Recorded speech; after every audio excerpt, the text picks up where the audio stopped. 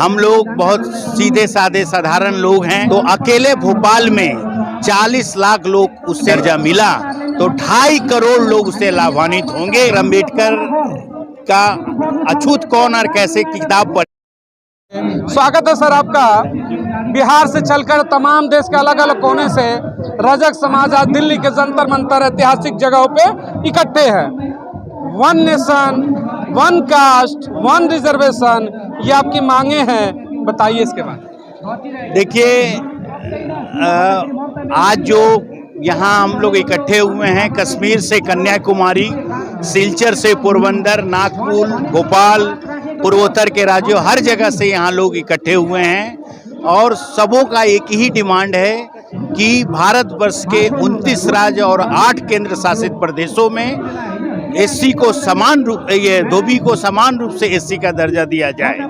ये हमारी प्रमुख मांगे हैं, क्योंकि धोबी समाज का ये मानना है कि जो कॉन्स्टिट्यूशनल प्रोविजंस 1950 में बनाए गए थे, उसमें स्पष्ट शब्दों में ये कहा गया था कि एजुकेशनली जो पिछड़ा है, जो सोशली पिछड़ा है और जो अनटचेबल है, उनको ही एससी में रखा जाना चाहिए। हमारा कहना है कि हम धोबी समाज के लोग समान रूप से हर जगह पिछड़े हैं, हमें हर जगह ये दृष्टि से देखा जाता है। और जो एजुकेशन की बात है तो नेशनल एवरेज 74% है एजुकेशन का और रजक समाज का एजुकेशन लेवल 15% है, तो हम एजुकेशनली भी पिछड़े हैं। आज भी हमारे धोए कपड़े को गंगा जल से छींट मारकर या उसको पानी में भिगोकर लोग अपने घरों में स्वीकार करते। मैं कॉस्मोपॉलिटन की बात नहीं कर रहा हूँ, ओवरऑल हर जगह की मैं बातें कर रहा हूँ। तो मैं हर जगह अनटचेबल हूँ, हम एजुकेशनली पिछड़े हैं, हम सोशली बैकवर्ड हैं, तो हमें एससी का रिजर्वेशन पूरे हर जगह क्यों नहीं दिया जा रहा है, ये हमारी मांग है। देखिएगा, मैं बता दूं, ये वो समाज है, संत गाड़गे का नाम सुना होगा। तमाम ऐतिहासिक महत्वों में जब जाएंगे, जलियांवाला बाग हो, उसमें भी महापुरुष हुए। तमाम ऐसे इसी, अगर पूरे कौम की मैं बात करूं, लेकिन इन्होंने कहा कि अनटचेबल, इनके बारे में सरकारें शायद सुध ही नहीं लेती हैं। एजुकेशन का लेवल बता कि समझिएगा 17%। बिहार के भी तमाम ऐसे लीडर हैं, श्याम रजक भी हुए, ऐसे बहुत बड़े बड़े लीडर भी आपके यहाँ से निकले। सवाल एक यही उठ जाता है अजय जी, आप लंबी लड़ाई लड़ रहे हैं अपने समाज को मुख्यधारा में लाने की। राजनीति में जब दौर आता है चुनावों का, तो उसमें बड़े बड़े वादे कहते हैं कि पिछड़े के तो नेता हम हैं, पिछड़ों का उद्धार हम करेंगे। हर कोई कहता है कि पिछड़ा मेरा है, लेकिन चुनाव के बाद पिछड़ा कहते हैं कि मेरा नहीं है। ये राजनीति कब तक चलेगी?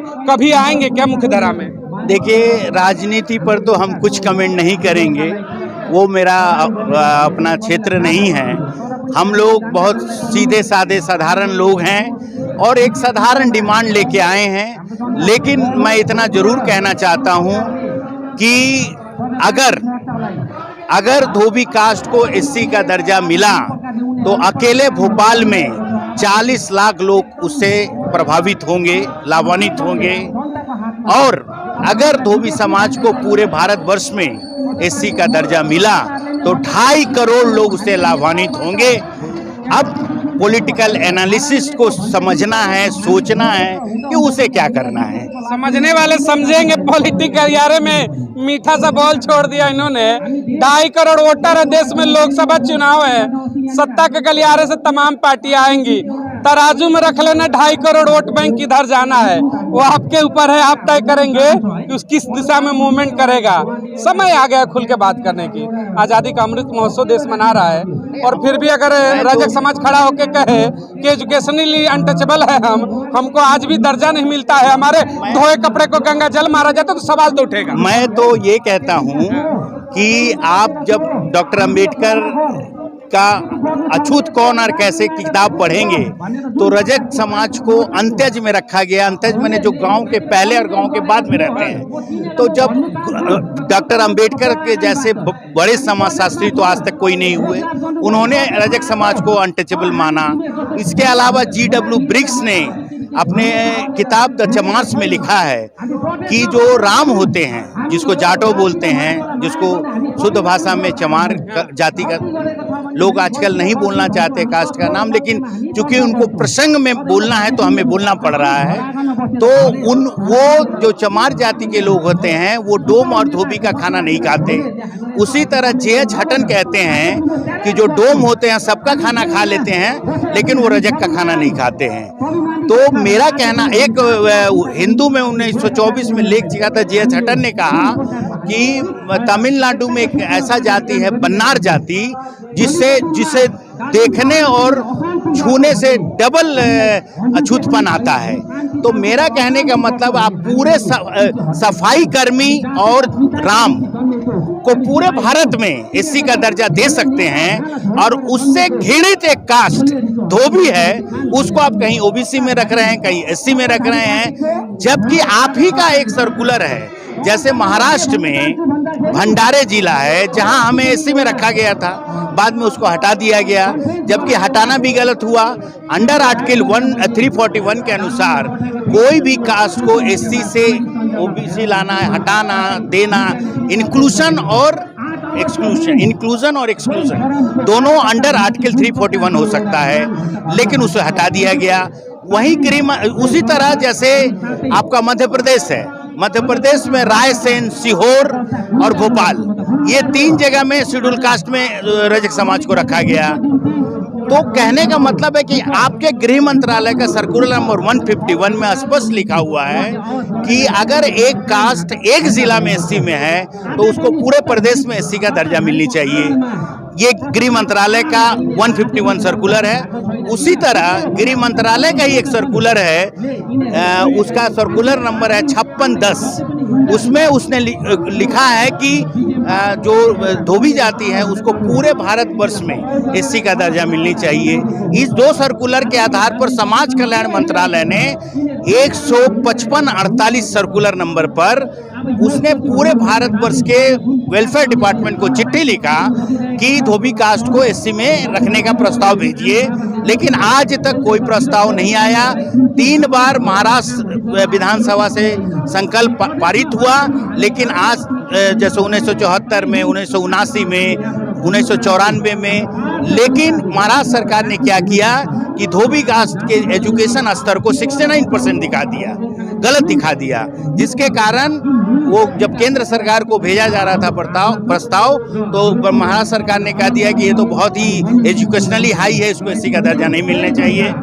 तो कहने का मतलब है कि हम आपके कानूनी दायरे, आपके संवैधानिक प्रावधानों के हिसाब से हम एलिजिबल हैं, तो हमें दीजिए, हमें एससी का दीजिए। क्योंकि मेरा मानना है कि जहां हम एससी में हैं वहाँ हमारी आर्थिक स्थिति अच्छी हुई है, वहाँ हमारी सामाजिक स्थिति अच्छी हुई है, वहाँ हमारी एक्सेप्टेबिलिटी बढ़ी है, तो हम तो चाहते हैं कि हमें एससी का दर्जा मिले, और हम कॉन्स्टिट्यूशनल प्रोविजंस को फुलफिल कर रहे हैं। ये हमारे साथ अन्याय हो रहा है। अच्छा, किन किन राज्यों की हम बात करें तो किन किन स्टेटों में आपकी जो कम्युनिटी है वो एससी में है, और किन में अभी आपकी डिमांड है? मोटा मोटी देखिए, दिल्ली में, राजस्थान में, बिहार में, झारखंड में, बंगाल में, इन जगहों में हम एससी में हैं, लेकिन हरियाणा में, पंजाब में, छत्तीसगढ़ में, महाराष्ट्र में, भोपाल में, इन सब जगहों में हम ओबीसी में हैं। कुल मिला के 8 केंद्र शासित प्रदेश भारत में है, जिसमें हम 3 में एससी में हैं,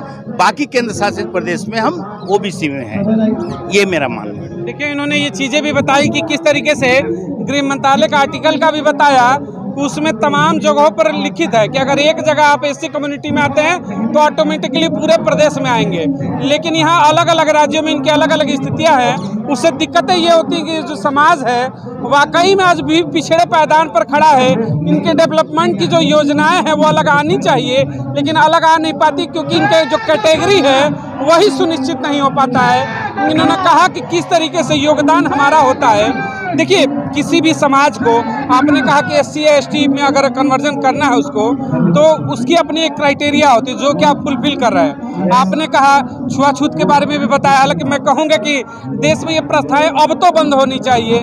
बात हम विश्वगुरु और तमाम चीज़ों की करते हैं, तो ये कास्टिज्म में जो इतना छुआछूत है इस पर तो शायद विराम लगना चाहिए। खैर, मैं आऊँगा उन चीज़ों पर। मैं बताता हूँ कि मुझे कोई शौक नहीं है, लेकिन मेरा ये मानना है कि जो रिजर्वेशन है वो सिर्फ इकोनॉमिक्स से संबंध नहीं रखता है, ये सामाजिक भावना से संबंध रखता है। और जब तक जो सामाजिक विषमताएं बनी रहेगी तब तक आरक्षण जारी रहनी चाहिए। नहीं, आरक्षण जारी रहे, सवाल देखिए यही है कि अगर ये अपनी क्राइटेरिया फुलफिल करते हैं, वाकई में एजुकेशन का लेवल डाउन है, छुआछूत की तमाम जो इन्होंने उदाहरण दिए कि आज भी किस पायदान पर हैं, तो वाकई में सरकारों पर इस पर विचार जरूर करना चाहिए, क्योंकि मांगे कोई ऐसी नहीं कि मांग पूरी ना की जा सके। 24 चुनाव है, इन मुद्दों को लेकर लग रहा है कि पॉलिटिकल पार्टियां अपनी सहमति जताएंगी कि हाँ, कम से कम पूरे देश में रजक समाज को एक कैटेगरी में डाल दिया जाए। उम्मीद है। देखिए, अभी तो दोनों पार्टियां ये यहाँ का जो भीड़ और जो यहाँ का जो मांग है वो देख रही है, चाहे एनडीए हो और इंडिया हो। अब दोनों को ये सोचना है कि रजक समाज का वोट किनको चाहिए, तो हमारे मांगे को मानना चाहिए। ये हम आशा करते हैं कि दोनों हमारे मांगों को मांगेंगे। चलिए अजय जी, आखिरी सवाल मैं आपसे लूंगा, आगे की रणनीति आप लोगों की क्या है? क्योंकि जंतर मंतर पर प्रदर्शन है, गृह मंत्रालय तक आज रिपोर्ट जाएगी, अगर कार्रवाई नहीं होती है तो अगला क्या है प्रदर्शन? इससे भी बड़ा व्यापक की तैयारियां हैं। तो देखिए, हम लोग बड़ा ही संवैधानिक, चूंकि डिमांड मेरा संवैधानिक है तो मेरी लड़ाई भी संवैधानिक ही रहेगी। हमारी जो सब लोग मिल बैठ कर तय करेंगे कि कैसे इसको आगे बढ़ाया जाए, लेकिन जो फर्स्ट पेज में निर्णय हुआ है वो ये है कि जो 543 लोकसभा क्षेत्र है और जो कुछ प्रदेशों में जो विधानसभा के चुनाव होने वाले हैं, हम लोग वहाँ लोगों के पास जाएंगे, मेरा मतलब जो कैंडिडेट हैं उनसे अपना डिमांड रखेंगे कि भाई जब भी आप जीत के जाएं तो हमारी बातों को हमारा आवाज़ बने, विधानसभा में बने, लोकसभा में बने, क्योंककि आज भी हम असहाय और मजबूर हैं। हमारी 5.22 लाख की पॉपुलेशन होते हुए भी, पूरे भारत में 4.01% पॉपुलेशन होते हुए भी आज बड़े शर्म की बात है कि 543 में एक भी लोकसभा का सांसद मेरे समाज से नहीं आता है। आज मेरा आवाज़ उठाने वाला हमारे कास्ट से तो कोई नहीं है। हम दूसरे से रिक्वेस्ट करेंगे, निवेदन करेंगे। दूसरा, ये बड़ा ही आश्चर्य की बात है कि इतनी बड़ी पॉपुलेशन, जबकि लोग कहते हैं कि जिसकी जितनी संख्या भारी उसकी उतनी हिस्सेदारी, इसमें भी हमारे साथ अन्याय किया गया। आज पूरे भारतवर्ष में विधानसभा की देखा जाए तो 4139 विधानसभा की सीटें, एमएलए की सीट होती है, उसमें हमारी अगर 4% के हिसाब से देखा जाए तो हमारा सीटें बनता है 166, लेकिन हम हैं आज सिर्फ 16 हैं। उसके अलावा जो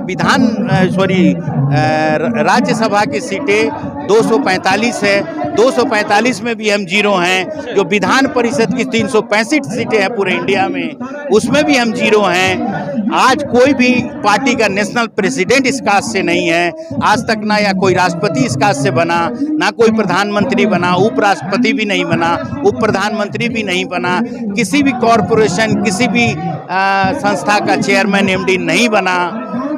तो मेरा कहने का मतलब है कि हम लोग इतनी संख्या होने के बावजूद क्यों नहीं हम पर ध्यान दिया जा रहा है, ये मेरा कहना है। चलिए, ये थे हमारे साथ अजय रजक जी, बिहार से आए हैं। मैं बता दूं कि तमाम अपने समाज की लड़ाइयों को लेकर ये अग्रणी भूमिका निभाते हैं। दिल्ली में भी आज इनकी और पूरी टीम का, अजय जी का, यहाँ पर प्रदर्शन में शामिल हुए। साथ ही उन्होंने कहा 24 चुनाव है, तमाम उन राज्यों के चुनाव में भी जाएंगे और अपने समाज के नेताओं से कहेंगे कि जीतकर अगर विधानसभाओं में जाते हो, जीतकर अगर लोकसभा में जाते हो तो इस समाज की आवाज़ को जरूर बुलंद करिएगा। मैं भी चाहूँगा कि जो समाज आज भी पिछले पायदान पर खड़ा है, सरकारें ध्यान दे ताकि हमारे और आपके साथ मुख्य धारा में शामिल हो। जय हिंद, जय भारत।